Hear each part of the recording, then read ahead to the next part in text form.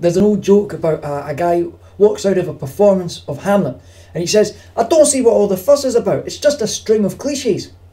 Shakespeare obviously coined loads of phrases that eventually became cliches. In fact, it's thanks to the bard that people still write that their characters have hearts of gold. But then, isn't that always the way with cliches? They start off as vibrant new expressions so good that people repeat them, and repeat them, and repeat them. 1821, the romantic poet Lord Byron, he described a character standing as still as a statue. And this simile obviously resonated with his readers because they repeated it and it entered common parlance and its original power diminished. Today, to write someone stood as still as a statue, it says nothing that writing someone stood still doesn't. And I think that's maybe why cliches irritate us, why we're almost offended when we read them. To write "she stood as still as a statue" is to make your readers trawl through 4 extra words for no good reason.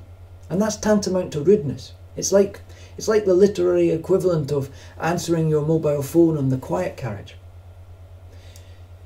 In contrast, were you to write "she froze," I don't think I'd be much perturbed. I mean, it's true that froze is a cliche that's lost its original power, but is there a quicker way to say that someone stopped and for a time remained still?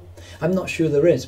And cliches that retain some use after they've lost their original power, they end up becoming dead metaphors, and they don't offend us the way that time-wasting cliches do.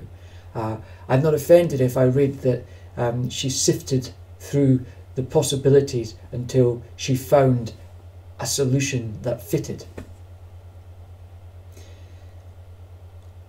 I think it was in 2007, Zadie Smith wrote in The Guardian that she castigated herself for having used the phrase "rummaged in her handbag" in consecutive novels.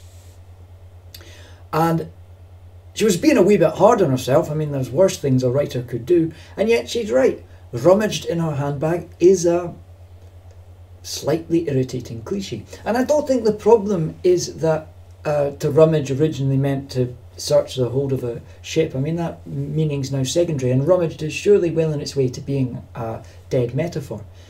Rather, I think the problem is simply that to write "rummaged in her handbag" takes just one word more than to write "searched her handbag." So I'm arguing that the problem with cliches is to do with the reader's time.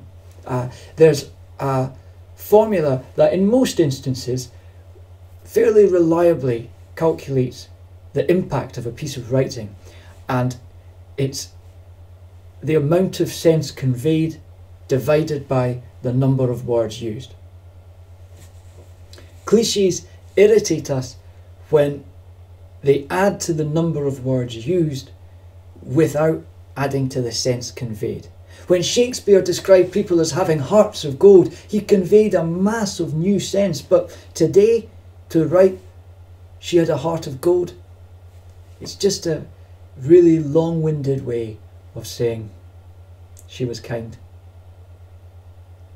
Thanks for watching. Good luck with your writing.